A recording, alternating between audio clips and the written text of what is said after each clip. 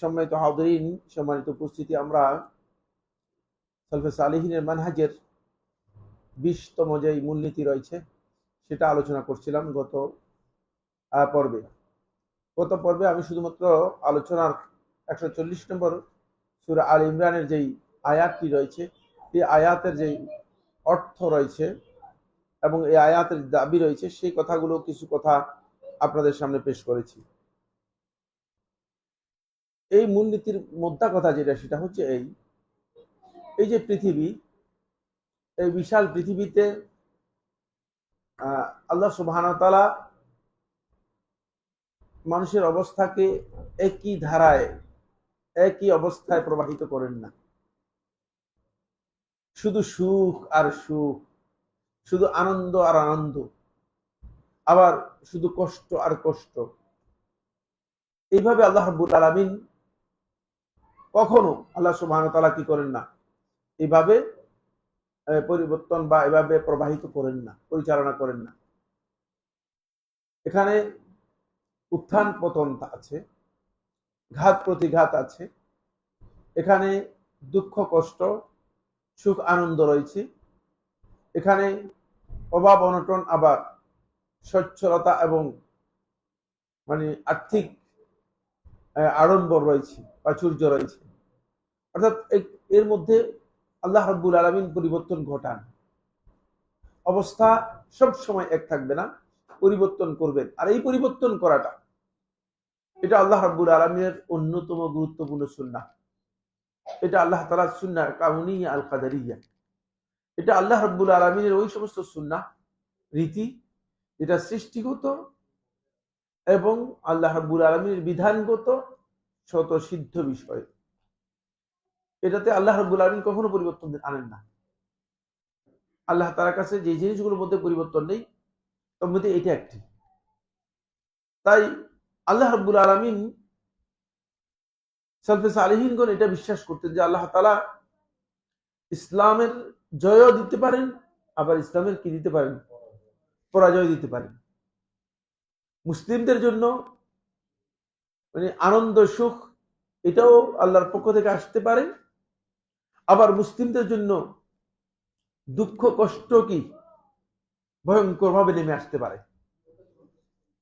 মুসলিমদের স্বার্থে কোন কোন কাজ মুসলিমদের স্বার্থে, মুসলিমদের কল্যাণে হতে পারে, আবার কোন কোন বিষয় মুসলিমদের স্বার্থের বিপরীতে অথবা মুসলিমদের অকল্যাণেও হতে পারে। এটা আল্লাহ তাআলার ইচ্ছা, এবং এই বিশ্বাস করাটা এটা সালফে সালেহিনের মানহাজ। যদি কোনো কারণে কোথাও মুসলিমরা বিপর্যস্ত হয়ে যায়,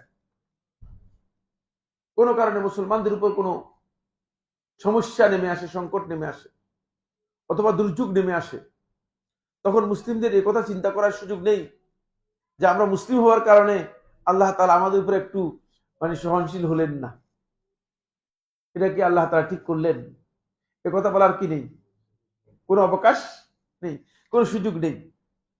কারণ আল্লাহ সুবহানাহু ওয়া তাআলা মুসলিমদেরকে পরীক্ষা করবেন, এবং এর মধ্যে আল্লাহ তাআলার কি রয়েছে, বিশাল হিকমত রয়েছে। এই হিকমতগুলোর 1 নম্বর হিকমত হচ্ছে, গত আলোচনায় আমরা শুধুমাত্র দলিলটা আলোচনা করেছি, সূরা আল ইমরানের 140 নম্বর আয়াতের মাধ্যমে এই কায়দা বা এই মূলনীতি সাব্যস্ত হয়েছে। এটা আল্লাহ তাআলার সুন্নাত। সুতরাং আপনি যদি অসুস্থ হয়ে পড়েন, আপনি আল্লাহ তাআলাকে দোষারোপ করে এই কথা বলতে পারেন না যে আল্লাহ, আমি তো 5 ওয়াক্ত সালাত মসজিদে গিয়ে জামাতে আদায় করি, আমি সিয়াম পালন করি, আমি রাতে তাহাজ্জুদের সালাত আদায় করি, তারপরে আমি প্রত্যেক দিন আপনার তাসবিহ আদায় করতেছি, জিকির করতেছি, তারপরেও আমাকে কেন আপনি এই দুঃখের মধ্যে ফেলে দিলেন, এই বড় কষ্টের মধ্যে ফেলে দিলেন? এই প্রশ্ন করার কোনো অবকাশ নেই। যদি প্রশ্ন উত্থাপন করেন, তাহলে বোঝা যাচ্ছে যে আপনার ঈমানের মধ্যে সমস্যা, আপনি আল্লাহ তাআলার সুন্নাত সম্পর্কে জ্ঞান রাখেন না। এই জন্য সালাফদের মানহাজ হচ্ছে, এখানে সালফে সালেহিন প্রশ্ন উত্থাপন করেননি। সুবহানাল্লাহ, রাসূলুল্লাহ সাল্লাল্লাহু আলাইহি ওয়াসাল্লাম সেটা ইঙ্গিত দিয়েছেন, আশাদ্দুন নাসি বালাআন আল আম্বিয়া, সবচেয়ে বেশি আল্লাহ রাব্বুল আলামিন যাদেরকে পরীক্ষা করেছেন, তাদের পরীক্ষা নিয়ে আল্লাহ রাব্বুল আলামিন পরীক্ষায় উত্তীর্ণ হওয়ার সুযোগ করে দিয়েছেন, তারা হচ্ছে নবীগণ। নবী মুহাম্মদ সাল্লাল্লাহু আলাইহি ওয়াসাল্লামকে সরাসরি 3 বার হত্যা করার জন্য চেষ্টা করা হয়েছে, আর আমাকে আপনাকে তো সরাসরি 3 বার হত্যার জন্য এখনো কেউ আসেনি। ঠিক না? এছাড়াও নবী সাল্লাল্লাহু আলাইহি ওয়াসাল্লামকে যেই যেই এলাকার মানুষগুলো, যেই জনপদের মানুষগুলো নবী সাল্লাল্লাহু আলাইহি ওয়াসাল্লাম সম্পর্কে বিস্তারিত জানতেন, সেই জনপদের মানুষগুলো হেন কোনো গালি নেই, কখনো পাগল, কখনো কবি, কখনো এই, কখনো সেই, কখনো গণক, কখনো জাদুকর ইত্যাদি কি করেছেন, ইত্যাদি গালি দিয়েছেন।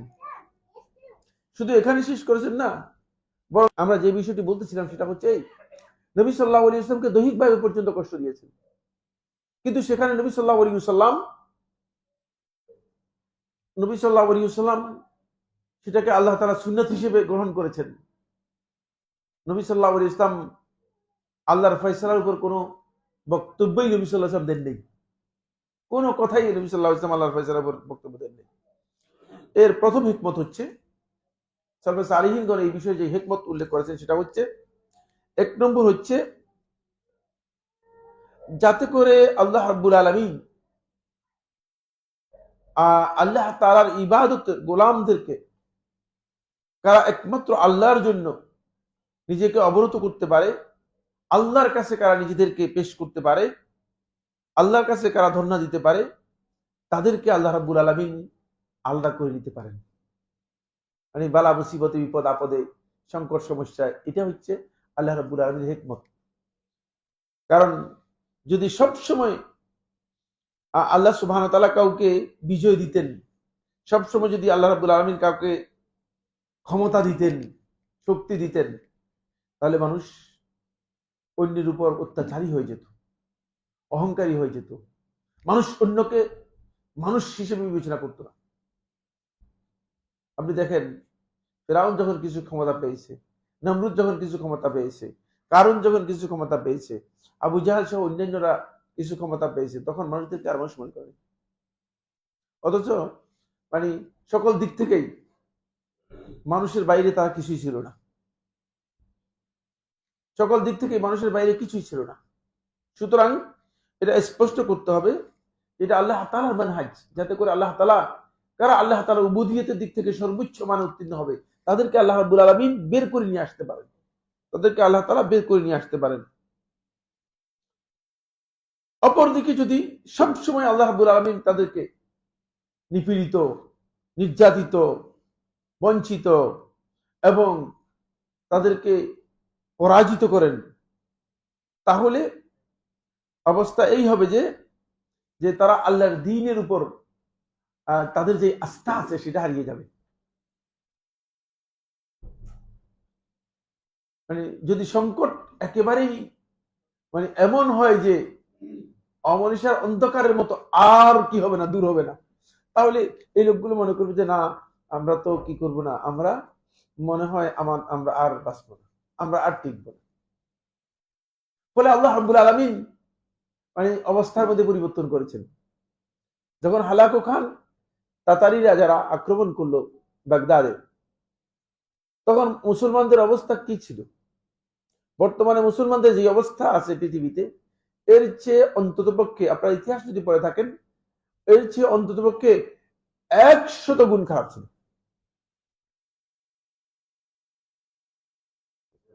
100 গুণ খারাপ ছিল। মুসলমানদেরকে শিকার কুকুরের মতো মানে হত্যা করা হয়েছে। মুসলমানদের রক্তে দাজলা এবং ফোরাত নদী দুইটার পানি প্রবাহ বন্ধ হয়ে গেছে, রক্ত, শুধু রক্ত আর রক্ত, এভাবে হত্যা করা হয়েছে। এখন আমরা অনেকে অস্থির হয়ে গিয়েছি বর্তমান পরিবেশের কারণে, অনেকে অস্থির হয়ে গিয়েছে, যে মানে অনেকে বলতেছে যে, আমার কাছে প্রচুর লোকে এরা বলতেছে যে আল্লাহ তাআলা কি দেখতেছেন না? মানে শুনেন, আল্লাহ রাব্বুল আলামিন সব দেখতেছেন এবং সব বুঝেন, আপনি দেখতেছেন না বুঝতেছেন না, আপনি আল্লাহ সুন্নাত সম্পর্কে জ্ঞান রাখেন না। আপনি আল্লাহ সুন্নাত সম্পর্কে জ্ঞান রাখলে এই প্রশ্ন উত্থাপন করতে পারেন না, এই প্রশ্ন উত্থাপন করার কোনো সুযোগ নেই। সুতরাং এই জায়গায় কতদিন, 3 বা 4 বছরের মাথায় তারই ভাই ইসলাম গ্রহণ করলো, এবার তারাই তাদেরকে হত্যা করে, একেবারে নির্বিচারে হত্যা করে মুসলমানদের পক্ষে শক্তি দাঁড়িয়ে গেল। দেখছেন, ইতিহাস পড়েন আপনারা, মুসলমানদের পক্ষে এমন শক্তি দাঁড়িয়ে গেল যে সব মুসলমানদের পক্ষে চলে আসে। এভাবে নির্বিচারে মুসলমানদেরকে হত্যা করা হয়েছে, নির্বিচারে মুসলমানদেরকে হত্যা করা হয়েছে। কিন্তু মুসলমানরা কি শেষ হয়ে গিয়েছে? হ্যাঁ, ওই সে সময় মুসলমানরা যেভাবে চলে গিয়েছিল কেউ কল্পনাও করে নেই। যেমন ক্রুসেডের যুদ্ধের সময় অবস্থা এমন হয়েছে যে মানুষ মনে করেছে যে ইসলাম আর মুসলিমদের অস্তিত্বই থাকবে না, শেষ হয়ে যাবে সব। কিন্তু ইমাম ইবনে কাসির দিমাশকি রহমতুল্লাহ বিদায় নেহার মধ্যে উল্লেখ করেন যে এরপরে যখন আল্লাহ রাব্বুল আলামিন মুসলমানদের বিজয় দিলেন, দেখা গেল যে মুসলিমরা মানে কাফেরদেরকে ছাগলের মতো দড়িতে বেঁধে বেঁধে খ্রিস্টানদেরকে এক দড়িতে 200-300 করে মুসলিমরা মানে এই খ্রিস্টানদেরকে নিয়ে আসতেছে এবং তাদেরকে অল্প দামে, সামান্য দামে বিক্রি করে দিচ্ছে। সুবহানাল্লাহ। তিলকাল আইয়ামু নুদাউলুহা বাইনান নাস। এটা আল্লাহ তাআলার সুন্নাত। আল্লাহ রাব্বুল আলামিন, ওয়ালাইকুম সালাম ওয়া রাহমাতুল্লাহ, তিলকাল আইয়ামু নুদাউলুহা বাইনান নাস, আল্লাহ তাআলার সুন্নাত। এটা আল্লাহ তাআলা এই সুন্নাতগুলোকে এভাবেই কি করবেন, পরিবর্তন করবেন। এটাই আল্লাহ তাআলার সুন্নাত। 2 নম্বর পয়েন্ট হচ্ছে যেটা, সেটা হলো এই, যদি সব সময় মানে আল্লাহ তাআলার এই সুন্নতের মধ্যে যদি বিবর্তন না থাকতো, উত্থান পতন না থাকতো, পতন অথবা গঠন না থাকতো, কল্যাণ অকল্যাণ না থাকতো, তাহলে কি হতো? যদি সব সময় মুসলিমরাই জয় হবে ইসলাম গ্রহণ করার কারণে, মুসলিমরাই শক্তিশালী হবে, মুসলিমরাই ক্ষমতাধর হবে, যদি এমন হতো, তাহলে মুসলমানদের সাথে এমন একদল লোক প্রবেশ করে যেত যারা আসলে সত্যিকার অর্থে ইসলামের অনুসারী নয়, যাদের অন্তর মধ্যে মুনাফিক রয়েছে। সেটাই প্রমাণিত হয়েছে।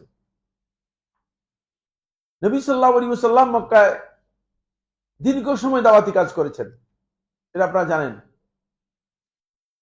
কত বছর দাওয়াতি কাজ করেছেন নবী সাল্লাল্লাহু আলাইহি ওয়াসাল্লাম? মক্কায় কত বছর দাওয়াতি কাজ করেছেন? হ্যাঁ, 13 বছর দাওয়াতি কাজ করেছেন। 14 বছরের মাথায় নবী সাল্লাল্লাহু আলাইহি ওয়াসাল্লাম চলে গিয়েছেন। 13 বছর নবী সাল্লাল্লাহু আলাইহি ওয়াসাল্লাম কি করেছেন? মক্কায় দাওয়াতি কাজ করেছেন। মক্কায় 13 বছর দাওয়াতি কাজ করেছেন নবী সাল্লাল্লাহু আলাইহি ওয়াসাল্লাম। এই 13 বছর দাওয়াতি কাজের মধ্যে কয়জন লোক ইসলাম গ্রহণ করেছে জানেন কিনা? কে বলতে পারবে? হ্যাঁ, না, ইবনে সাইয়্যিদিন নাস রাহিমাহুল্লাহ তাআলা উল্লেখ করেছেন 150 জন লোক ইসলাম গ্রহণ করেছে। 150 জন লোক ইসলাম গ্রহণ করেছে। আর নবী সাল্লাল্লাহু আলাইহি ওয়াসাল্লামের 2 দাওয়াতি কাজে, 2 দিনের দাওয়াতি কাজে, যেটা নবী সাল্লাল্লাহু আলাইহি ওয়াসাল্লাম আকাবায়ে উলাতে, মানে নবী সাল্লাল্লাহু আলাইহি ওয়াসাল্লাম 12 তারিখ মদিনা থেকে, ইয়াসরিব থেকে আসা এক দলের দাওয়াত কাজ করেছেন। সেখানে প্রথমে 12 জন ইসলাম গ্রহণ করেছে, দ্বিতীয় বছর 72 জন ইসলাম গ্রহণ করেছে। দেখছেন? সুতরাং এরা যারা ইসলাম গ্রহণ করেছে, তখন এরা ইসলামকে বুঝে ইসলাম গ্রহণ করেছে, ইসলামকে বুঝে ইসলাম গ্রহণ করেছে।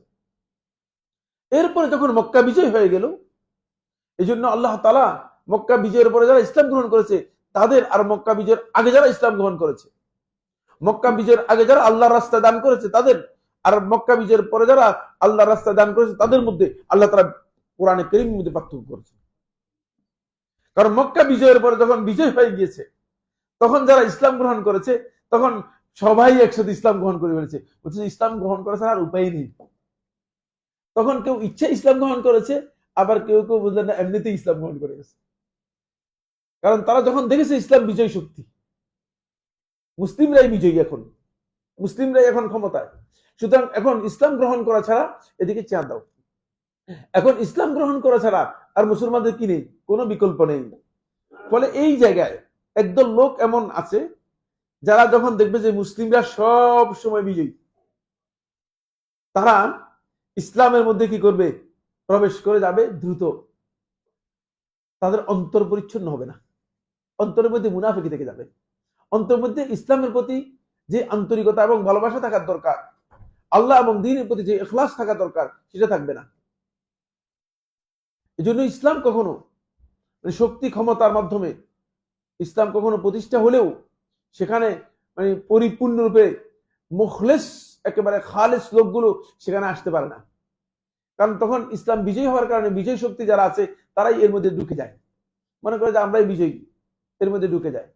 এর মধ্যে সুবিধাবাদীর সংখ্যা থাকে অনেক বেশি, এর মধ্যে স্বার্থপরের লোকদের সংখ্যা থাকে অনেক বেশি, মুনাফিকদের সংখ্যা থাকে অনেক বেশি। ফলে উমাইয়া খেলাফতের আমলে ইসলাম যখন বিশাল বিজয় লাভ করে থাকে, ইসলামের বিজয় হয়েছে অনেক বেশি, অনেক লম্বা, অনেক জায়গা ইসলামের বিজয় হয়েছে। আপনারা জানেন একেবারে আফ্রিকার শেষ অঞ্চল পর্যন্ত মুসলমানদের কর্তৃত্বে এসে গিয়েছিল। কর্তৃত্বে আসলে কি হবে, মুসলমান হয়েছে ঠিকই, কিন্তু তারা ইসলামের প্রকৃত যে মর্যাদা আছে সেই মর্যাদা বুঝে ইসলামে আসেনি, মনে করেছে এটা হচ্ছে বিজয় শক্তি, এর মধ্যে ঢুকে যাওয়া দরকার, এই জন্য এভাবে ঢুকে গিয়েছে। এটা হলো দ্বিতীয় নম্বর পয়েন্ট, আল্লাহ তাআলার হিকমত। এই কারণে আল্লাহ রাব্বুল আলামিন মুসলমানদের মধ্যে কিছু উত্থান পতন দিবেন, জয় পরাজয় দিবেন, কিছু দুঃখ কষ্ট দিবেন, কিছু আনন্দ নিরানন্দ দিবেন। কেন? যাতে করে পরীক্ষা করতে পারেন যে কে আসলে ইসলাম গ্রহণ করবে একমাত্র আল্লাহর জন্য, আর কে ইসলাম গ্রহণ করবে বিজয় শক্তি হিসেবে। কিন্তু ইসলামের মূলত মূল সুন্নাত হচ্ছে যেটা, সেটা হলো ইসলাম আসলে বিজয়ী। ইসলামের মূল পরিচয় হচ্ছে কি? ইসলাম বিজয় শক্তি। কিন্তু আল্লাহ রাব্বুল আলামিন তারপরও আল্লাহ রাব্বুল আলামিনের সুন্নাহ হচ্ছে কখনো পরাজয় দিবেন, কখনো জয় দিবেন, কখনো বিজয় দিবেন, কখনো বিজয় দিবেন না। কেন দিবেন না? এই কারণে দিবেন না। এই হচ্ছে 2 নম্বর কারণ। 3 নম্বর কারণ হচ্ছে যাতে করে আল্লাহ তাআলা সর্বাবস্থায় আল্লাহ রাব্বুল আলামিন পরীক্ষা করে নিতে পারেন কাদেরকে? ওই সমস্ত ব্যক্তিদেরকে যারা আল্লাহ তাআলার যেই সমস্ত লোকেরা ভালো অবস্থায়, সুখে অথবা দুঃখে, দুঃখ কষ্টের মধ্যে আনন্দের মধ্যে সর্বাবস্থায় যাতে করে আল্লাহ তাআলার উবুদিয়তের পরিপূর্ণ মানে উত্তীর্ণ হতে পারে, এদেরকে যথার্থভাবে আল্লাহ তাআলা পরীক্ষা করে নিতে পারেন। এই জন্য আল্লাহ সুবহানাহু ওয়া তাআলা ইসলামের মধ্যে এই অবস্থা দিয়েছেন। এরপরে যে পয়েন্টটি সেটা হলো আল্লাহ তাআলা পরীক্ষা করার জন্য। কারণ এখানে আসলেই আমরা যে পৃথিবীতে আছি, এই জীবনটাকে আল্লাহ রাব্বুল আলামিন মূলত পরীক্ষার জীবন হিসেবে আখ্যায়িত করেছেন। এটা পরীক্ষার জীবন। তো পরীক্ষার হলে বা পরীক্ষার জীবনে আপনি যদি এখানে রেজাল্ট তালাশ করেন তাহলে আপনি গলত করতেছেন। কিন্তু আমরা অধিকাংশই রেজাল্টের জন্য এখানে অপেক্ষা করতেছি, রেজাল্ট আসে না কেন? সবাই আমি মনে করি যে কি আমার সুযোগ সুবিধা পাই না কেন? আপনি তো সুযোগ সুবিধার জন্য এখানে করতেছেন না, আর এই জায়গায় সুযোগ সুবিধা নয় আপনার, এটা হচ্ছে আপনার পরীক্ষার জন্য। এখানে পরীক্ষা আসলে তখন আপনি মনে করবেন যে হ্যাঁ, আমাকে মনে হয় আমার মান উন্নয়ন হচ্ছে, আমার দরজা বৃদ্ধি পাচ্ছে, আমার দরজা বৃদ্ধি পাচ্ছে। আমি মঙ্গলবারে এই যে গেল যে মঙ্গলবারে মনে হয় নাকি মঙ্গলবারে ট্রেনে গিয়েছিলাম, তো এখানে এক জায়গায় গিয়ে নিচে জায়গা, তারপরে একটা নিচে গর্তের মধ্যে পড়ে গিয়েছি। পরে গিয়ে মোটামুটি ভালোই ব্যথা পেয়েছি, বুঝতে পেরেছি। পায়ে একটু হোঁচট খেয়েছি, কিন্তু আমি নিশ্চিত ছিলাম যে আমার পা ভেঙে গিয়েছে, নিশ্চিত হলাম যে আমার পা ভেঙে গিয়েছে সম্ভবত। কিন্তু পরবর্তী দেখে যে না, আলহামদুলিল্লাহ পা ভাঙে নাই। তখন আমি বললাম, তখন সেখানেই আল্লাহ গুনাটা মনে হয় ছোট ছিল, এই জন্য ভাঙে নাই। গুণা যদি বড় হইতো তাহলে হয়তো ভেঙে যেত। যে গুনার কারণে এই অবস্থা হয়েছে সেটা হয়তো কি ছিল, একটু ছোট ছিল। আল্লাহর বান্দা আল্লাহ নিজেকে বিবেচনা করতে হবে, বান্দা হিসেবে নিজেকে বিবেচনা করতে হবে। যদি বান্দা হিসেবে কোনো ব্যক্তি নিজেকে বিবেচনা করে, তখন তিনি নিজে খুঁজে পাবেন আল্লাহ তাআলার কাছে, তিনি আল্লাহ রাব্বুল আলামিনের সামনে নিজেকে খুঁজে পাবেন। এই জন্য আল্লাহ রাব্বুল আলামিন যখনই নবী এবং রাসূলদেরকে কোনো ইবতিলা দিয়েছেন, পরীক্ষা দিয়েছেন, এই জন্য পরীক্ষা দিয়েছেন যে তাদেরকে কিভাবে আল্লাহ রাব্বুল আলামিন উত্তীর্ণ করবেন, আল্লাহ তাআলা তাদের মর্যাদা কিভাবে বৃদ্ধি করবেন। এখন যে ব্যক্তির পরীক্ষাই নেই, তা সে অপেক্ষা করতে হবে। যে ব্যক্তির পরীক্ষাই নেই সে অপেক্ষা করতে হবে, বলতে হবে ভাই আল্লাহ তাআলা কি আমাকে ভুলে গেলেন কিনা। ইমানদার ব্যক্তি হলে তিনি চিন্তা করবেন যে আল্লাহ রাব্বুল আলামিন কি আমাকে ভুলে গেলেন কিনা, তাহলে আমার পরীক্ষা নাই কেন, পরীক্ষা নাই কেন আমার। পরীক্ষা স্বাভাবিক মানুষের জীবনের জন্য, একেবারেই স্বাভাবিক। এটা মানুষের জীবনের জন্য আসবেই। এটাকে কোন অবস্থায় সর্বসাধারণ মানহাজ হচ্ছে এটি, কোন অবস্থায় এটাকে আপনি বাদ দিতে পারবেন না। এমন কোন নবী নেই যিনি পরীক্ষার মুখোমুখি হন নাই। এমন কোন সালাফদের মধ্যে কোনো ব্যক্তি নেই যিনি পরীক্ষার মুখোমুখি হন নাই। সবাইকে পরীক্ষার মুখোমুখি হতে হয়েছে।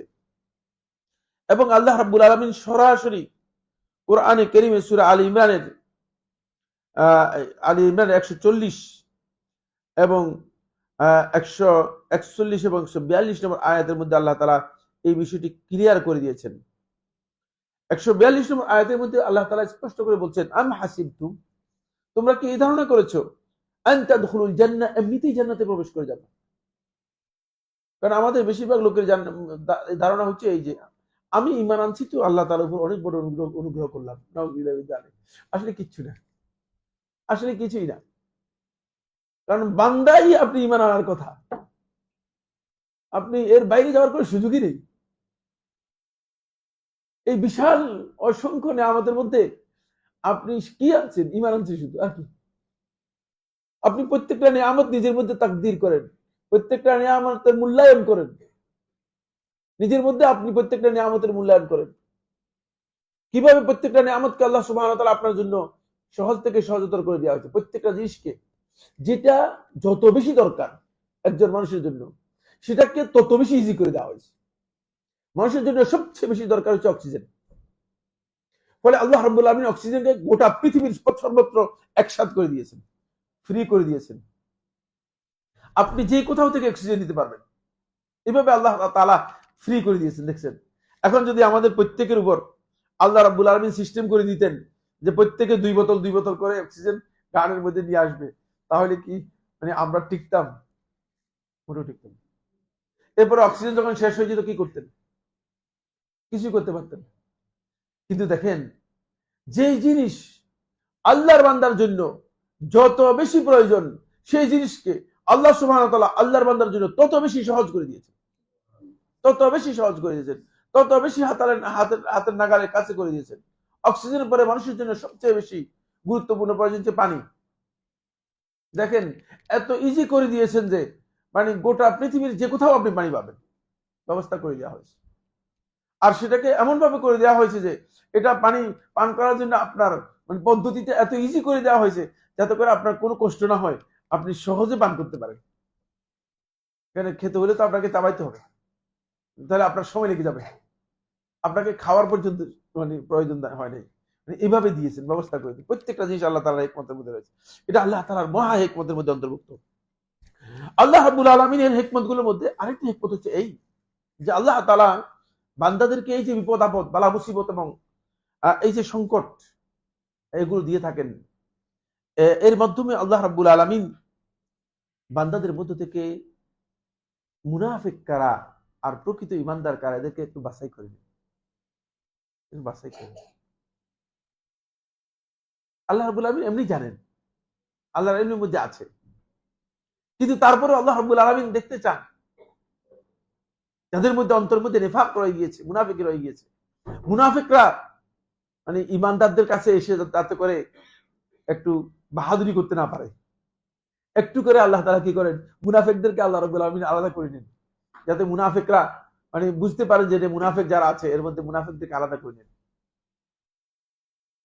তখন আপনিও বুঝবেন যে মুনাফিক যারা আছে তারা আল্লাহর বান্দাদের থেকে বের হয়ে গিয়েছে। এই জন্য আল্লাহ তাআলা পরীক্ষা দেন। আপনি দেখবেন বালা মুসিবত আসলে মুনাফিকের অবস্থা কেমন হয় আর ঈমানদার ব্যক্তির অবস্থা কেমন হয়। বিপদ আপদ আসলে ঈমানদার ব্যক্তি বিপদ আপদকে কিভাবে গ্রহণ করে থাকে। আল্লাহর বান্দা এটাকে আল্লাহর প্রশংসার মানে হাতিয়ার হিসেবে গ্রহণ করে। মুসনাদ আহমদের রাওয়ায়াতের মধ্যে এসেছে, যেটা আমি গত আলোচনায় বলেছিলাম, যে আল্লাহর বান্দা মনে করবে যে এটা আল্লাহর পক্ষ থেকে আমার জন্য ফয়সালা, সুতরাং আলহামদুলিল্লাহ, আল্লাহ তাআলা এটাই করেছেন, আলহামদুলিল্লাহ আলা কুল্লি হাল, সব অবস্থায় আল্লাহর প্রশংসা। এর বাইরে যাওয়ার সুযোগ নেই, এর বাইরে যাওয়ার সুযোগ নেই।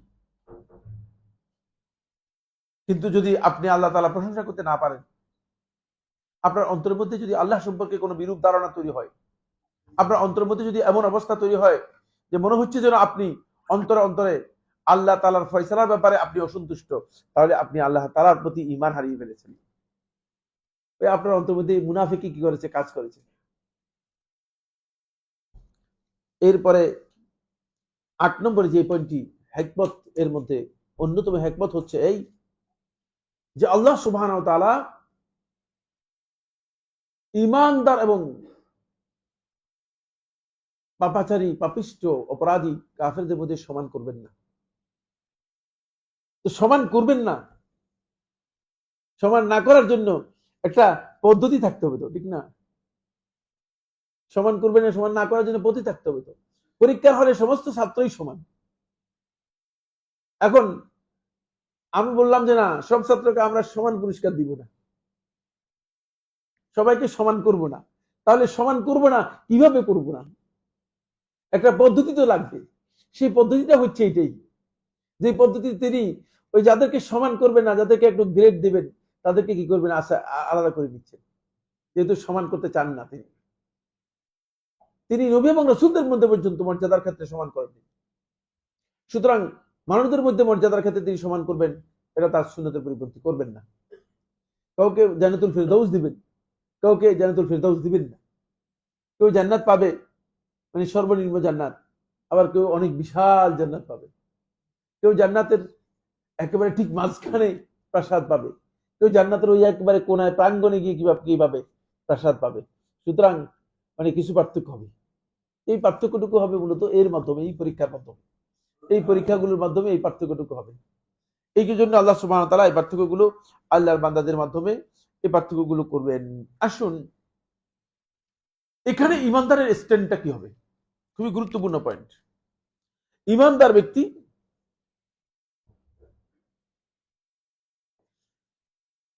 বিভিন্ন প্রেক্ষাপটে, আমরা জানি যে আল্লাহ সুবহানাহু ওয়া তাআলা কাফের মুশরিকদেরকে বিভিন্ন প্রেক্ষাপটে আল্লাহ রাব্বুল আলামিন তাদেরকে বিজয় দেন মুসলমানদের উপর।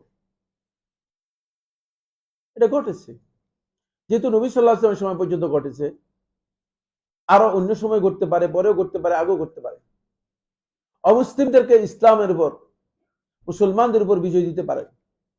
এখন অমুসলিমদেরকে যদি বিজয় দেন, অমুসলিমরা মুসলমানদের উপর যদি কর্তৃত্ব করে, তখন আমরা যারা মুসলিম আছি, মুসলিমরা চিন্তা করি যে মানে আমার কাছে অনেকে আছেন বলেন যে আমাদের টেকনোলজির জ্ঞানের অভাব।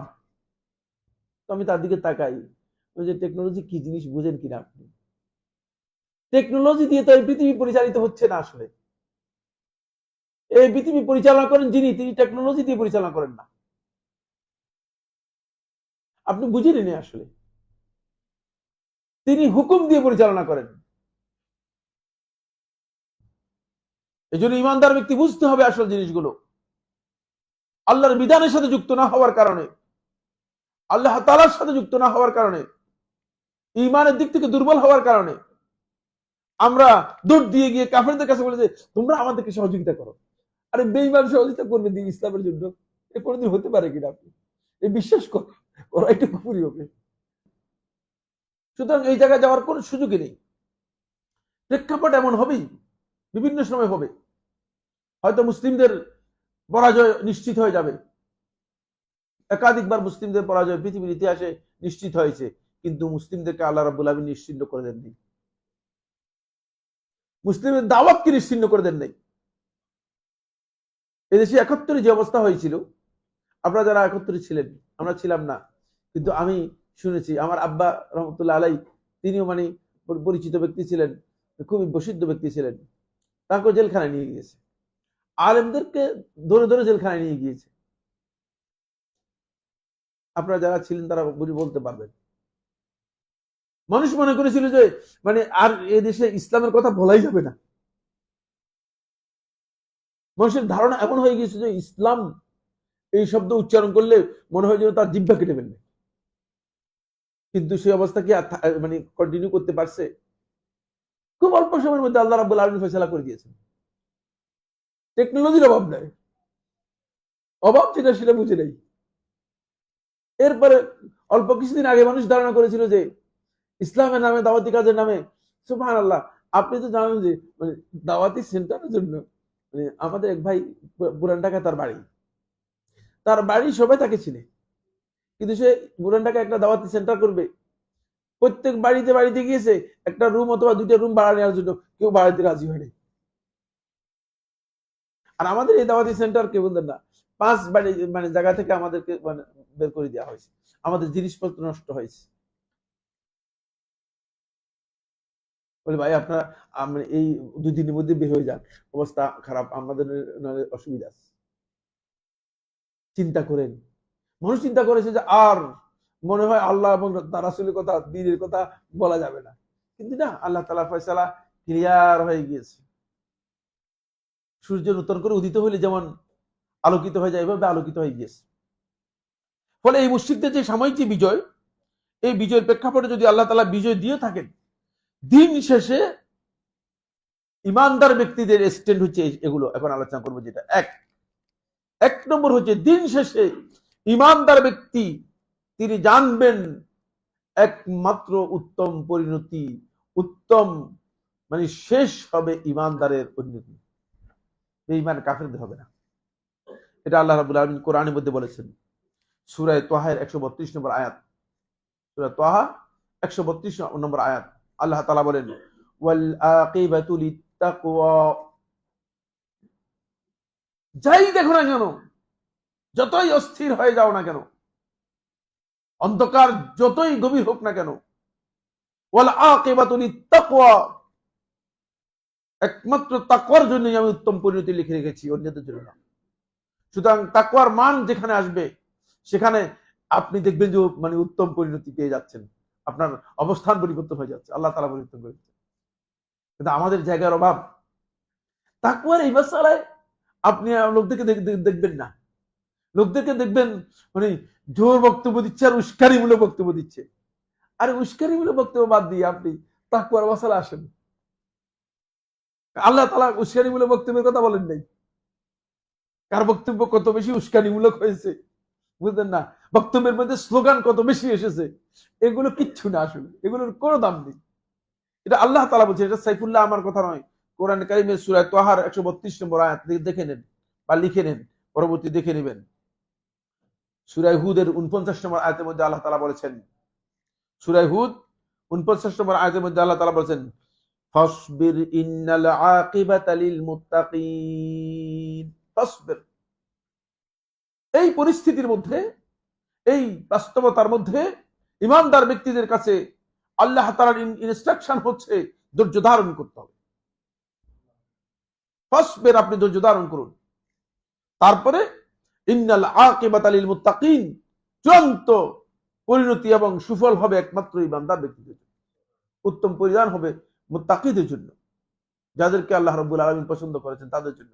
অন্যদেরকে দিবেন না, অন্যদেরকে দিবেন না, আল্লাহ তাআলা দেন নাই তো, আসলে দেন নাই। কিছুদিন তারা চেষ্টা করেছে, কিন্তু শেষ পর্যন্ত পায় নাই। নবী সাল্লাল্লাহু আলাইহি ওয়াসাল্লাম মক্কা ছাড়তে হয়েছে। মক্কা থেকে যখন বের হয়ে যান নবী সাল্লাল্লাহু আলাইহি ওয়াসাল্লাম, নবী সাল্লাল্লাহু আলাইহি ওয়াসাল্লাম গোপনে বের হয়ে গিয়েছে, প্রকাশ্যে বের হন নাই। এবং নবী সাল্লাল্লাহু আলাইহি ওয়াসাল্লামের সাথে যারা ইসলাম গ্রহণ করেছে তারা সবাই বের হয়ে যেতে পারে নাই। নবী সাল্লাল্লাহু আলাইহি ওয়াসাল্লামের সাথে শুধুমাত্র আবু বকর রাদিয়াল্লাহু তাআলা একজন, আর নবী সাল্লাল্লাহু আলাইহি ওয়াসাল্লামের রাস্তা দেখানোর জন্য আরেকজন লোক, মোট 3 জন লোক। রাস্তা দেখানোর জন্য বড় দিল গোত্রের আব্দুল্লাহ ইবনে উরাইকিত নামে একজন লোক, আর রাসূলুল্লাহ সাল্লাল্লাহু আলাইহি ওয়াসাল্লামের সাথে আবু বকর আর রাসূলুল্লাহ সাল্লাল্লাহু আলাইহি ওয়াসাল্লাম, এই 3 জন লোক, এই 3 জন লোক বের হয়ে গিয়েছেন। কিন্তু যখন রাসূলুল্লাহ সাল্লাল্লাহু আলাইহি ওয়াসাল্লাম মক্কায় এসে সর্বশেষ মক্কাতে প্রবেশ করলেন,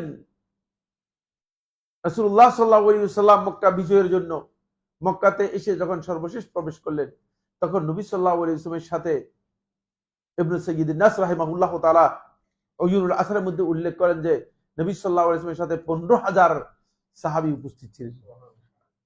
দেখছেন, সময় অনেক ব্যবধান নয়, অনেক লম্বা ব্যবধান নয়।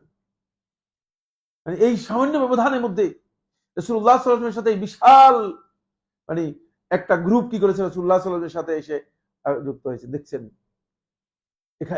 এখান থেকে বোঝা যায় যে আল্লাহ তাআলা যে বলেছেন যে ওয়াল আকিবাতু লিত্তাকওয়া, ধৈর্য ধরতে হবে। রাসূলুল্লাহ সাল্লাল্লাহু আলাইহি ওয়াসাল্লাম সে ধৈর্য ধরেছেন। সে ধৈর্য এক নম্বর স্ট্যান্ড হচ্ছে ইমানদার ব্যক্তিদেরকে অবশ্যই এই বিশ্বাস করতে হবে যে শেষ পরিণতি কিন্তু আমাদের জন্য আছে। ইমানদার ব্যক্তি এই সাহস, এই মনোবল থেকে কোনোভাবেই দুর্বল হবে না, দুর্বল হওয়ার সুযোগ নেই। হ্যাঁ, দুর্বল তখনই হবে যখন তাকওয়া এবং ঈমানের মান তার থাকবে না। আমার দুর্বলতা তখনই থাকবে যখন আমার তাকওয়া এবং ঈমানের মান কি থাকবে না। তাকওয়া এবং ঈমানের মান যদি আমার না থাকে তাহলে দুর্বলতা অবশ্যই আমার থাকবে। এক নম্বর পয়েন্ট। দুই নম্বর পয়েন্ট হচ্ছে যেটা, সেটা হলো এই আল্লাহ তাআলা ঈমানদার ব্যক্তিরা এটা ভালো করে জানে আল্লাহ রাব্বুল আলামিন হচ্ছে ঈমানদারদের ওলি, অভিভাবক। এটা আল্লাহ তাআলা কোরআনের মধ্যে বলে দিয়েছেন। এখন আপনি আর আমি আর আপনি কেন আরেকজনের কাছে গিয়ে বলতেছি সে আমাদের ওলি? এটা কোন মুসলিম আসলে? এরা কি ইসলাম বুঝলো? দেখেন সূরা বাকারা 257 নম্বর আয়াত, কোরআন খুলে দেখেন, তাদেরকে ক্লিয়ার করে দেন তারা যদি আল্লাহকে ওলি হিসেবে গ্রহণ করতে না পারে তাহলে তারা আল্লাহ তাআলা সম্পর্কে জানেনি। সূরা আল বাকারা 257 নম্বর আয়াতের মধ্যে আল্লাহ সুবহানাহু ওয়া তাআলা ইরশাদ করেন, আল্লাহু ওয়ালিয়ুল্লাযীনা আমানু ইউখরিজুহুম মিনাজ যুলুমাতি ইলান নূর। আল্লাহ তাআলা হচ্ছেন ঈমানদার ব্যক্তিদের ওলি, অভিভাবক। এই অভিভাবকের কাজ কি? ইউখরিজুহুম মিনাজ যুলুমাতি ইলান নূর, তাদেরকে বের করবেন অন্ধকার থেকে আলোতে, আলোর দিকে নিয়ে আসবেন। এত মহান ওলি আপনার আছে, অভিভাবক আছে। সুতরাং আপনার অভিভাবক আছে আর তাদের কোনো অভিভাবক নেই। এটা যখন আপনি বুঝবেন তখন আপনার শক্তি কি বৃদ্ধি পেয়ে যাবে। উহুদের যুদ্ধে রাসূলুল্লাহ সাল্লাল্লাহু আলাইহি ওয়াসাল্লাম সাহাবায়ে কেরাম যখন একটু, আমি বলেছি গত আলোচনার মধ্যে, একটু বিপর্যস্ত হয়েছেন স্বাভাবিকভাবেই। আল্লাহ রাসূল সাল্লাল্লাহু আলাইহি ওয়াসাল্লামের একটি সুন্নাতকে যদি কোনো ব্যক্তি কোনো কারণে লঙ্ঘন করে আল্লাহর পক্ষ থেকে বিপর্যয় আসা সম্ভব এবং আসতে পারে। এটা কিয়ামত পর্যন্ত যাতে উম্মত শিক্ষা নেয়, এই জন্য আল্লাহ রাসূল সাল্লাল্লাহু আলাইহি ওয়াসাল্লামকে এটা জানিয়ে দিয়েছেন যে রাসূল সাল্লাল্লাহু আলাইহি ওয়াসাল্লামের একটা কথা, বেশি কথা নয়, একটা নির্দেশ, এটা ভায়োলেশন করার কারণে আল্লাহ তাআলার পক্ষ থেকে একটা বিপর্যয় এসে গিয়েছে। আর যে বিপর্যয় কিয়ামত পর্যন্ত উম্মতের জন্য শিক্ষা থেকে যাবে, কিয়ামত পর্যন্ত উম্মতের জন্য শিক্ষা থেকে যাবে। কাফেরদের মধ্যে একটু ভাবসাব তৈরি হলো, মুশরিকদের মধ্যে একটু ভাবসাব তৈরি হলো। ভাবসাবটা হলো এই হবল, মানে হবলের জিন্দাবাদ, হবলের জিন্দাবাদ, বুঝতে পেরেছেন? মানে ভাবসাব এটা মনে করছে যে হবল হচ্ছে কি, হবল কি দেবতার নাম, মূর্তির নাম। হবল হচ্ছে মূর্তির নাম। মানে তারা তাদের কাছে সাহায্যের মূর্তি যে, তার নাম হচ্ছে হবল। তারা মনে করছে হবলের পক্ষ থেকে সাহায্য এসেছে, এই জন্য তারা বিজয় লাভ করে গিয়েছে। রাসূলুল্লাহ সাল্লাল্লাহু আলাইহি ওয়াসাল্লাম সাহাবায়ে কেরাম যারা উপস্থিত আশেপাশে ছিলেন, রাসূলুল্লাহ সাল্লাল্লাহু আলাইহি ওয়াসাল্লাম একটু আহত হয়েছেন। রাসূলুল্লাহ সাল্লাল্লাহু আলাইহি ওয়াসাল্লাম, তোমরা কোনো উত্তর দিবে না? তোমরা কি কোনো উত্তর দেবে না? বলে যে আল্লাহ রাসূল সাল্লাল্লাহু আলাইহি ওয়াসাল্লাম কি উত্তর দিব? আমরা কি উত্তর দিব? বললো যে তোমরা উত্তর দাও, আল্লাহু মাওলানা লা মাওলা লাকুম, আল্লাহু মাওলানা লা মাওলা লাকুম, যে আমাদের ওলি হচ্ছেন আল্লাহ তাআলা, তোমাদের কোনো ওলি নেই, তোমরা জানো না এটা। এজন্য ঈমানদার ব্যক্তি তার স্ট্যান্ড হবে বালা মুসিবত যে অবস্থায় যে আমার অভিভাবক যিনি আছেন তিনি আমার কর্তৃত্বে সবকিছু দেখতেছেন, করতেছেন, এই স্ট্যান্ডটা খেয়াল রাখতে হবে। এরা অনেকেই ভুলে যাই আমরা। মানুষ শব্দটা এসছে ভুল থেকে, বুঝতে পেরেছেন কিনা? শব্দ কই থেকে এসেছে? ভুল থেকে এসেছে, মানে ভুলে যায়। এই শব্দের মূল ধাতু থেকে অর্থ যেটা হয় সেটা হচ্ছে এই মানে ভুলে যাওয়া। ফলে ভুলে যাওয়াটা একটা আল্লাহর পক্ষ থেকে নিয়ামত। আপনার পরে কিরে সাইফুল্লাহ ভাই উল্টা পাল্টা কথা শব্দ বলতেছেন আপনি, এইরকম এগুলো জানতে হবে আমাদের। যদি ভুলে না যেতেন আপনি ওই জন্ম থেকে আরম্ভ করে আজকের দিন পর্যন্ত দুনিয়ার যত অঘটন আপনার সাথে ঘটেছে সব যদি আপনার মাথার মধ্যে থাকতো তাহলে আপনি পাগল হয়ে যেতেন এবং সারা রাত আপনার ঘুম হতো না। এই জন্য এটাকে নিয়ামত করেছে আল্লাহ তাআলা, নিয়ামত হিসেবে দিয়েছে। এটা আল্লাহ তাআলা নিয়ামত। যেটা আপনার দরকার সেটা আপনার মাথার মধ্যে বুঝলেন না, সেটাকে আল্লাহ রাব্বুল আলামিন কি করেন, সেটাকে ইনস্টল করেন। আর যেটা দরকার নেই সেটাকে আল্লাহ তাআলা আস্তে করে ডিলিট করে দেন। এটা রহমত, আল্লাহ তাআলার অনেক বড় নিয়ামত। এই নিয়ামতটা আমাদের বুঝতে হবে। যিনি ওই ভুলের এই জিনিসগুলো ধরে রাখবেন তিনি নিজেই বিপদের মধ্যে থাকবেন, নিজের মহা বিপদের মধ্যে থাকবেন। সূরা আরাফের 196 নম্বর আয়াত, সূরা আরাফ আয়াত নম্বর 196, আল্লাহ সুবহানাহু ওয়া তাআলা বলতেছেন, ইন্না ওয়ালিয়াল্লাহু নাযালাল কিতাবা ওয়া হুয়া ইয়াতাওয়াল্লাস সালিহিন। ইন্না ওয়ালিয়াল্লাহু, যে আমার ওলি একমাত্র আল্লাহ তাআলা, নাযালাল কিতাব, যিনি কিতাব নাজিল করেছেন, ওয়া হুয়া ইয়াতাওয়াল্লাস সালিহিন, আর তিনি সৎকর্মশীলদের সত্যিকার মুতাওয়াল্লি, তিনি তাদের কর্তৃত্ব গ্রহণ করবেন। সুতরাং আপনি যদি সালাহের উপর থাকেন তাহলে আপনি দেখবেন যে আল্লাহ রাব্বুল আলামিন হয়তো আপনাকে কোনো কারণে এখন পরীক্ষার মুখোমুখি করেছেন, কিন্তু অল্প কিছুক্ষণ পরে আল্লাহর কর্তৃত্বের বাইরে আপনি যাবেন না এবং আল্লাহ তাআলা আপনার কর্তৃত্ব নেবেন। এটা ইমানদারদের স্ট্যান্ড আলোচনা করতেছি এই পরিস্থিতির মধ্যে। সামনে আলোচনা করবো যে কি কি কারণে কাফেররা বিজয় লাভ করবে, সেটা আলোচনা করব। এটা হচ্ছে মানে এই পরিস্থিতির মধ্যে ইমানদারদের অবস্থানটা কি হবে, বুঝতে পেরেছেন কিনা? এটা আগে আলোচনা করেছি, কোন পয়েন্টগুলো খেয়াল আছে কিনা? সেটা হচ্ছে কেন আল্লাহ রাব্বুল আলামিন এই যে উত্থান পতন, এই যে জয় পরাজয়, এগুলো করে থাকেন। সমান করে দিতে পারতেন, ঠিক না? আমরা ঈমান আনছি হিসেবে, আমরা ঈমান গ্রহণ করেছি হিসেবে আমাদেরকে তো জয় দেওয়ার কথা, কিন্তু জয় না দিয়ে কখনো জয় কখনো পরাজয় কেন দিচ্ছেন? সেটার হিকমতটা কি? সেই হিকমতগুলো আলোচনা করা হয়েছে আগে। এরপর আমরা যেটা আলোচনা করতেছি, এই যে মানে অবস্থান, এই পরিবর্তনের মধ্যে ঈমানদার কোনো কারণে মুশরিকদের যখন বিজয় হয়ে যাবে অথবা কাফেরদের বিজয় হয়ে যাবে, তখন ঈমানদার ব্যক্তিগণ কি বলবে যে আল্লাহ তাআলা নাই, নাউজুবিল্লাহ। না, ঈমানদার ব্যক্তি বলবে যে আল্লাহ আমাদেরকে ভুলে গেছেন, নাকি তারা বলবে যে না, মানে আমরা আবার আগের অবস্থায় চলে যাব, যে আল্লাহকে বাদ দিয়ে আমরা অন্যদিকে চলে যাব, নাউজুবিল্লাহ মিন যালিক। না, ঈমানদার ব্যক্তিগণ তখন তাদের স্ট্যান্ড হবে এই স্ট্যান্ডটা তাদেরকে জানতে হবে। তাহলে ওয়া হুয়া ইয়াতাওয়াল্লাস সালিহিন, তিনি আল্লাহ রাব্বুল আলামিন যিনি কর্তৃত্ব গ্রহণ করবেন এবং অভিভাবকত্ব নেবেন সালেহিনদের, সৎকর্মশীলরা তারই কর্তৃত্ব মানে কর্তৃত্বে থাকবে, যার ওলি আল্লাহ তাআলা হবেন। তাহলে তার কোনো চিন্তা থাকার কোনো কারণ আছে? আপনার কি মনে করেন? আসলে কোনো চিন্তা নেই। চিন্তাটা মূলত বেহুদা। চিন্তাটা হচ্ছে মানবিক দুর্বলতা। আমাদের মধ্যে যে চিন্তা আসে, এই চিন্তাটা এটা মানবিক দুর্বলতার কারণে আসে। আর এর সাথে শয়তান একটু মানে শয়তান চেষ্টা করে থাকে সামান্য কিছু, মানে এটা কি বলা হয় থাকে না, সামান্য কিছু মিঠাই দিয়ে দেওয়ার জন্য, আর কি একটু গুড় দিয়ে দেওয়ার জন্য, এছাড়া আর কিছুই না। কারণ এটা কোনো প্রয়োজন নেই। দুশ্চিন্তা করে মানে আপনি যদি কোনো একটা সমস্যা হয়ে যায়, দুশ্চিন্তা করে যদি আপনি মারাও যান, কোনো লাভ নেই, কোনো লাভ নেই। এটা ফয়সালা, এটা আপনাকে মেনে নিতে হবে। এটা আল্লাহর পক্ষ থেকে ফয়সালা। যে ব্যক্তি ফয়সালা হিসেবে মেনে নিবে, খুব ভালো করে খেয়াল করুন, যে ব্যক্তি ফয়সালা হিসেবে মেনে নিবে সেই ব্যক্তি আল্লাহ তাআলার কাছে সর্বোচ্চ মূল্য পেল, পরীক্ষায় উত্তীর্ণ হয়ে গেল, পরীক্ষায় উত্তীর্ণ। আর যে ব্যক্তি দুশ্চিন্তায় অস্থির হয়ে গেল, দুশ্চিন্তায় অস্থির হয়ে গেল, সে ব্যক্তি কি হল না, মূল্য পেল না, কিছুই হল। ভদ্র মহিলা আসলেন মৃগী রোগে আক্রান্ত, মৃগী রোগ তো বুঝেন, মৃগী রোগে আক্রান্ত। যখন মানে রোগের মানে আবির্ভাব হয়, এটা সবসময় তা হয় না, হঠাৎ করে দেখা দেয়। যখন আবির্ভাব হয় তখন সে পাগলের মতো হয়ে যায়, কাপড় চোপড় খুলে ফেলে উলঙ্গ হয়ে যায়। এসে বললেন আল্লাহ রাসূল সাল্লাল্লাহু আলাইহি ওয়াসাল্লামের কাছে, ইয়া রাসূলুল্লাহ, আপনি যদি একটু দোয়া করতেন, আল্লাহ তাআলা যদি আমার এই রোগটা ভালো করে দিত,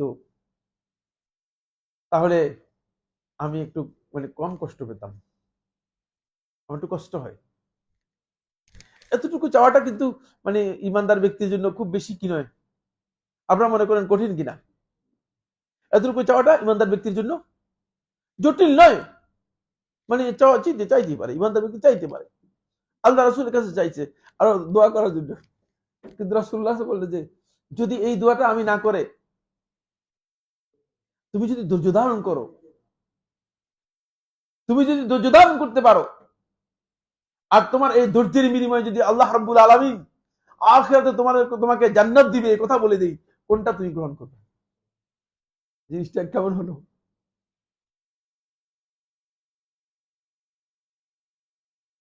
আমরা হলে বলে যে জান্নাতটা পরে রাখেন, আগে আমার রোগ চিকিৎসা হোক।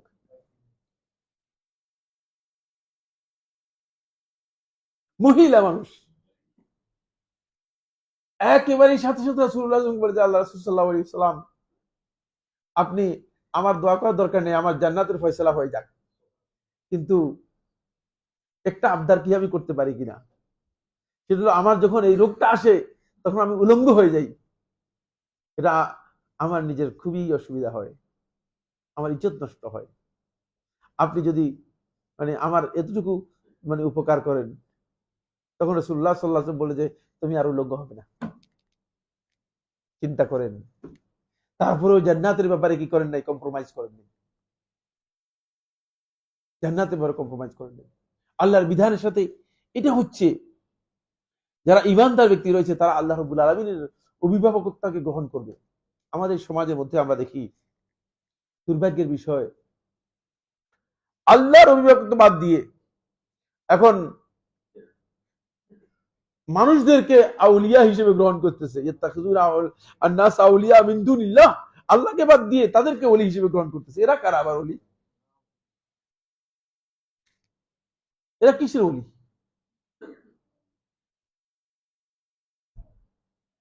এরা প্রত্যেকেই তাগুত। যারা নিজেকে ওলি হিসেবে দাবি করতেছে এরা প্রত্যেকেই তাগুত।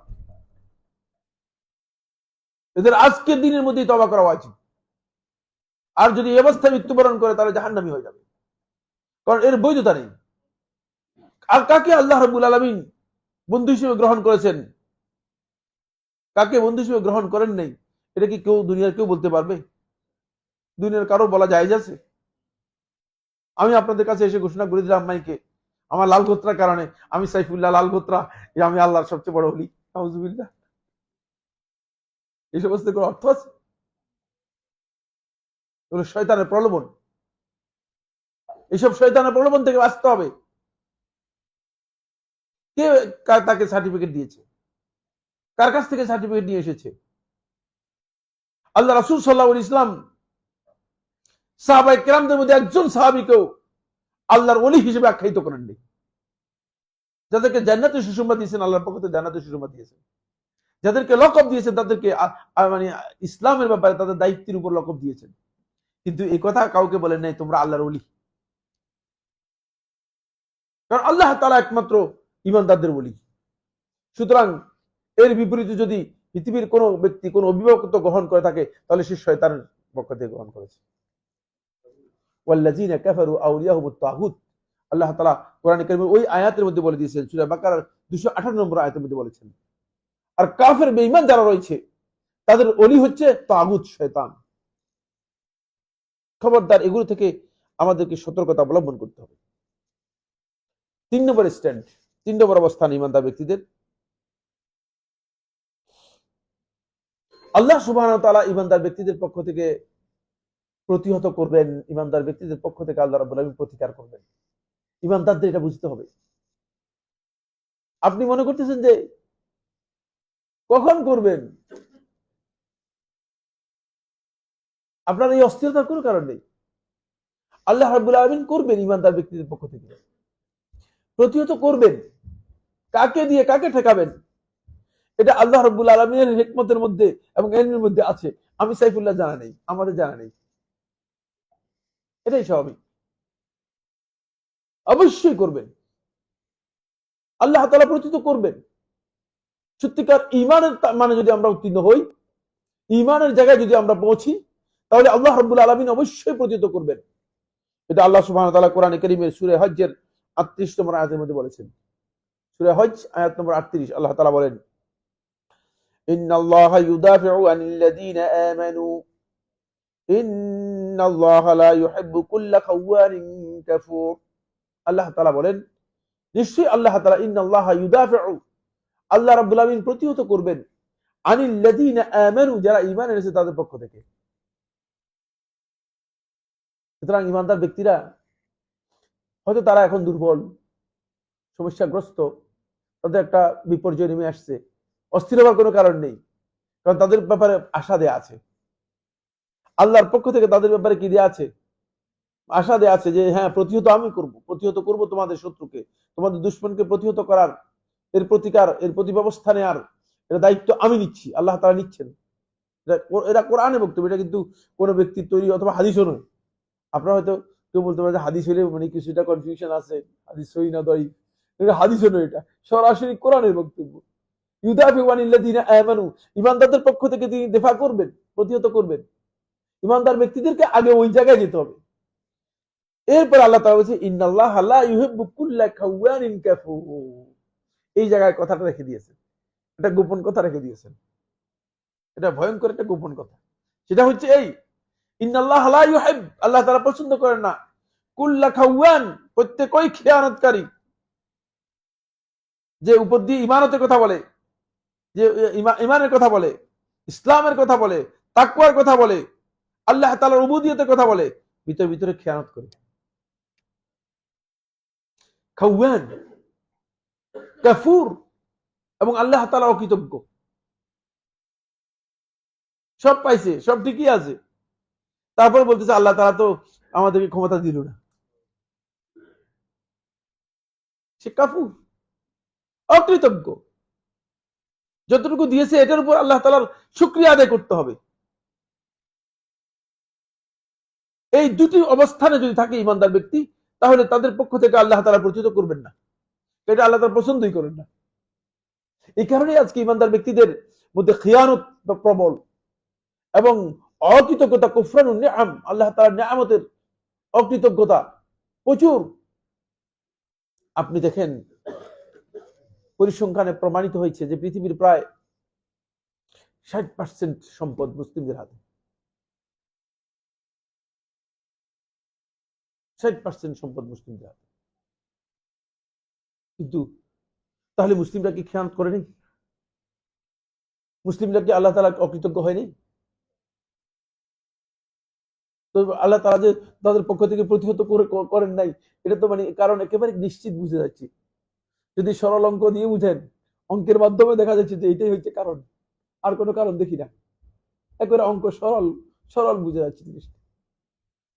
আল্লাহ তাআলা কি দিয়ে দেন নেই, সবকিছু মুসলমানদের হাতে আল্লাহ রাব্বুল আলামিন বারিত করে দিয়েছেন, একেবারে উন্মুক্ত করে দিয়েছেন। এই গোটা পৃথিবীতে যে পারমাণবিক অস্ত্র তৈরি করা হয় কি দিয়ে? হ্যাঁ, কি দিয়ে তৈরি করা হয় পারমাণবিক অস্ত্র? হ্যাঁ, ইউরেনিয়াম দিয়ে। ইউরেনিয়ামটা মুসলিম দেশে এর 60% উৎপাদন হয় মুসলিম, একটা মুসলিম দেশে। চিন্তা করে, তাহলে কোথায় মানে আপনার আল্লাহ তাআলা নিয়ামতের সাথে আপনাদের অবস্থানটা কি, আমাদের অবস্থানটা কি? আমরা তো এই জায়গায় আল্লাহ রাব্বুল আলামিন নিয়ামতের বিষয়টি আমাদের বুঝতে হবে যে আমরা আসলে আল্লাহর নিয়ামতেরও তো সেই শুকরিয়া আদায় করিনি। আল্লাহর নিয়ামতের শুকরিয়া আদায় না করলে আল্লাহ রাব্বুল আলামিন তো সেটা করবেন না। আল্লাহ তাআলা ওটা বলে দিচ্ছেন কোরআনের আয়াত, সূরা হজের 38 নম্বর আয়াত দেখলে আপনি ক্লিয়ার হয়ে যাবেন, বুঝে যাবেন। এরপরে কত নম্বর পয়েন্ট হবে? এটা 4 নম্বর পয়েন্ট। 4 নম্বর পয়েন্ট হচ্ছে ঈমানদারদেরকে সাহায্য করা, এটা আল্লাহর উপর আল্লাহ হক হিসেবে গ্রহণ করেছেন, এটা আল্লাহ তাআলা ঘোষণা করে দিয়েছেন। যদিও ওয়ালাউ বা'দা হিন, যদিও কিছু সময় পর, যদিও একটু সময় নিবে, কারণ আল্লাহ তাআলা সাহায্য মানে আমার মন মতো আসবে না, আমার মন মতো আল্লাহ সাহায্য আসবে না। আল্লাহ সাহায্য আসবে আল্লাহর ইচ্ছা মতো, আল্লাহ তাআলার ইচ্ছা মতো। কারণ মহান ব্যক্তির মানে মহান ব্যক্তির সাহায্য অথবা মহান ব্যক্তির অনুদান তিনি যখন চাইবেন তখন করবেন। তিনি আপনি যেভাবে বলবেন সেভাবে কি করবেন না, সেটা করবেন না। ওয়াকানা হাক্কান আলাইনা নাসরুল মুমিনিন, সূরা রুমের 47 নম্বর আয়াতের মধ্যে আল্লাহ তাআলা বলেন সূরা রূম আয়াত নম্বর 47 আল্লাহ তাআলা বলতেছেন ওয়া কানা হাক্কান আলাইনা নাসরুল মুমিনিন, আর আমাদের উপর হক করে নিয়েছি নাসরুল মুমিনিন, মুমিনদেরকে সাহায্য করা। বোঝা যাচ্ছে যে ঈমানের জায়গায় কি করতে হবে, আমাদেরকে আসতে হবে। ঈমানের জায়গায় আসাটা খুবই গুরুত্বপূর্ণ বিষয়। আপনি আশ্চর্য হবেন, ঈমানের মাসআলা নিয়ে আলোচনা করলে, ঈমানের উসুল নিয়ে আলোচনা করলে ক্লিয়ার হয়ে যায় আমরা অনেকেই ঈমানের একটা মাসআলাও জানি না, তাওহীদের একটা মাসআলাও জানি না, অথচ সবাই আল্লাহর ওলি হয়ে বসে আছে। কারণ আল্লাহর ওলি হওয়ার জন্য আমরা কতগুলো আলামত তৈরি করেছি। পাগড়ি কার কত বড়, দাড়ি কার কত বড়, আর একটা পেটের সাইজটা কার কি একটু বেশি। আল্লাহর ওলি হওয়ার জন্য আমরা ডিজাইন করে দিয়েছি, পেটের সাইজটা একটু বেশি হলে সে সবচেয়ে বড় ওলি। নাউযুবিল্লাহি মিন যালিক। ঈমান এবং তাকওয়ার এই মানগুলোকে আমরা, এই স্ট্যান্ডার্ড গুলোকে আমরা মোটেও কি করি নাই, গ্রহণ করি নাই। এই স্ট্যান্ডার্ড গুলো আমাদের কাছে মোটেও গ্রহণযোগ্য হয় নাই। আমাদের মন মতো আমরা নিজেদের স্ট্যান্ডার্ড তৈরি করে দিয়েছি। আল্লাহ রাব্বুল আলামিন কখনো কখনো মুসলমানদের উপর কাফেরদেরকে আল্লাহ তাআলা বিজয় দিবেন, এটা আল্লাহ তাআলার সুন্নাহ। কেন আল্লাহ রাব্বুল আলামিন কাফেরদেরকে বিজয় দিবেন? কেন আল্লাহ সুবহানাহু ওয়া তাআলা কাফেরদেরকে বিজয় দিবেন? কাফেরদেরকে আল্লাহ রাব্বুল আলামিন মুমিনদের উপর, ঈমানদারদের উপর বিজয় দেওয়ার কারণ হচ্ছে, এক নম্বর কারণ হলো যাতে করে কাফেররা তাদের এই কুফরির ক্ষেত্রে, তারা আল্লাহ রাব্বুল আলামিনের নাফরমানির ক্ষেত্রে, তারা সীমালঙ্ঘন করার ক্ষেত্রে আরো সীমালঙ্ঘন হয়, তাদের গুনাহ বাড়তে থাকে। আল্লাহর নিয়ামত পাওয়ার পরেও আল্লাহ তাআলাকে যারা চিনতে পারে নাই, আল্লাহ রাব্বুল আলামিন তাদেরকে অবকাশ দেন। এটা হচ্ছে আল্লাহর পক্ষ থেকে, এটাকে মানে এটাকে উসুলুদ্দিনের পরিভাষায় বলা হয় থাকে ইস্তেদরাজ। আল্লাহর পক্ষ থেকে ইস্তেদরাজ, আস্তে আস্তে করে আল্লাহ তাআলা ছাড় দেন, যাও দেখি কতটুকু যেতে পারো। কারণ এই পৃথিবীর বাইরে তো আর যেতে পারবে না, দৌড়াও দেখি কতটুকু পর্যন্ত দৌড়াতে পারো। কিন্তু সময় তো নির্দিষ্ট করা আছে। রশি কি গলায় লাগানো আছে, রশি গলায় লাগানো আছে, সময় নির্দিষ্ট করা আছে, টান দিলেই কি হয়ে যাবে, শেষ। সুতরাং এই কারণে আল্লাহ রাব্বুল আলামিন কিছুদিন ইস্তেদরাজ দেন। ওয়ানুমলি লাহুম ইন্না কাইদি মাতিন, একেবারে স্পষ্ট করে আল্লাহ তাআলা বলে দিয়েছেন, ওয়ানুমলি লাহুম, তাদেরকে কিছু ছাড় দিচ্ছি, একটু ঢিলা করে দিচ্ছি, ঢিল দিচ্ছি, কিছুটা ঢিলে করে দিচ্ছি। কেন? ওয়ানুমলি লাহুম ইন্না কাইদি মাতিন, কারণ আমার ধরাটা তাদের জন্য, কৌশলটা অনেক শক্তিশালী, ওই শক্তিশালী কৌশলে তাদেরকে ধরার জন্য। তারা যাতে এসে একথা বলতে না পারে যে আল্লাহ কই, এমন কিছু তো করি নাই, দুজনকে না হত্যা করছি। কিন্তু এখন তো বলতো না, দুইজন না, 2400 জনকে হত্যা করেছি।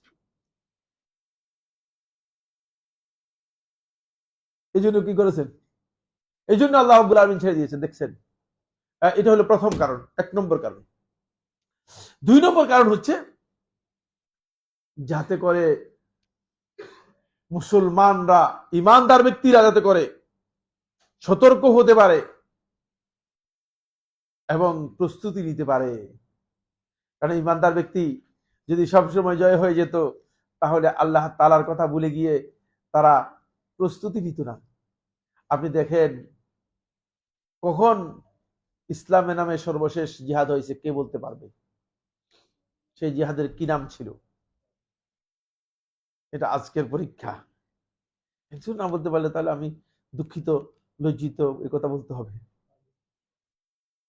ইসলামের নামে কখন সর্বশেষ যুদ্ধ হয়েছে? হ্যাঁ হ্যাঁ, ইসলামের নামে বলেছি, রাসূল সাল্লাল্লাহু আলাইহি ওয়াসাল্লামের সময়ের কথা বলি নাই, ইসলামের নামে বলছি। হ্যাঁ হ্যাঁ, এরপরে আরো কত যুদ্ধ হয়েছে, এরপরে কত যুদ্ধ হয়েছে, কি বলছে? সুলতান মাহমুদ তো কত আগের লোক। না, আরব ইসরায়েল যুদ্ধ তো ইসলামের নামে হয়নি, ওইটা তো রাষ্ট্রীয় এগুলো এগুলো রাষ্ট্রীয় যুদ্ধ, ইসলামের নামে হয়নি,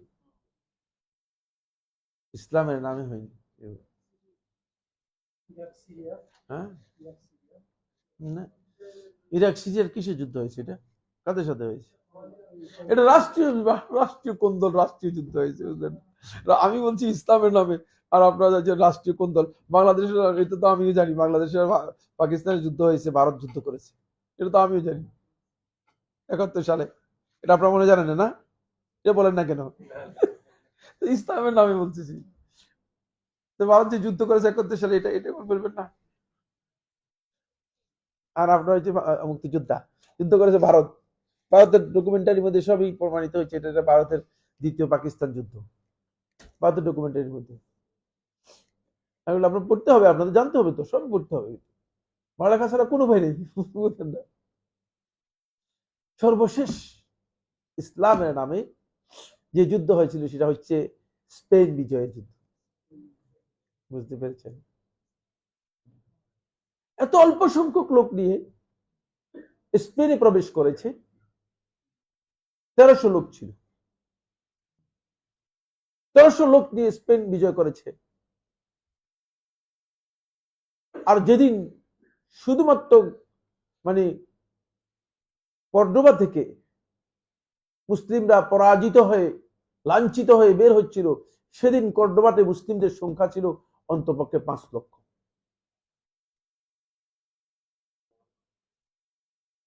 এই কথাটুকু এই জন্য বললাম, মুসলমানদের প্রস্তুতির বিষয়টি খুবই গুরুত্বপূর্ণ।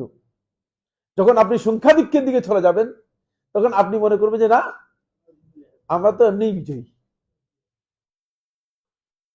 1300 লোক যেখানে বিজয় করতে পারলো, সেখানে লাঞ্ছিত অপমানিত হয়ে গ্রানাডা থেকে তারা বেরিয়ে আসলো, মানে একেবারে 5 লক্ষ লোক ছিল মুসলিম। এরা পরবর্তীতে নিজেদের নাম পর্যন্ত পরিবর্তন করে অমুসলিম হতে হয়েছে, নাম পর্যন্ত পরিবর্তন করে অমুসলিম হতে হয়েছে। এটাই প্রমাণ করে, যাতে করে মুসলিমরা আল্লাহর রাস্তায়, আল্লাহর মানে সন্তুষ্টির জন্য তারা প্রস্তুত থাকতে পারে।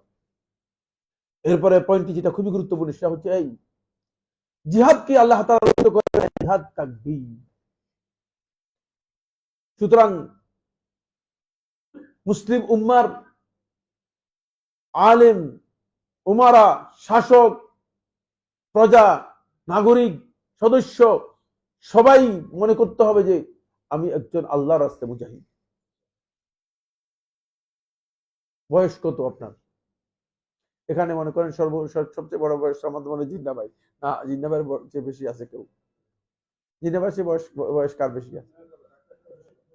আপনার বয়স কত?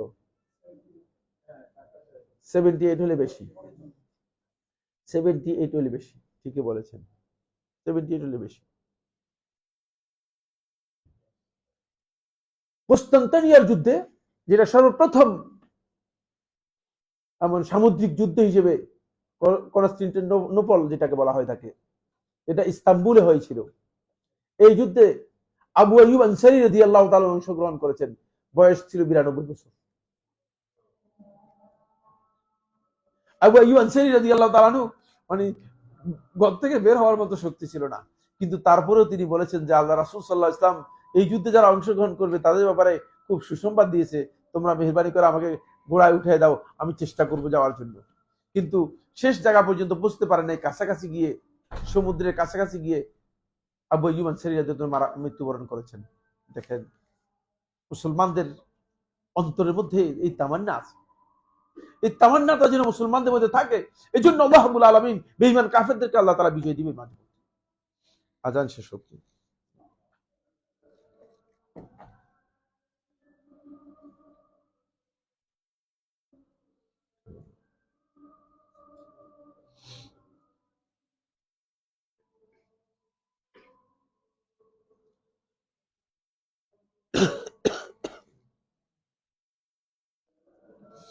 নামাজ তো দেখি অনেক আগায় গেছে, আমার 6টা চলে আসছে না।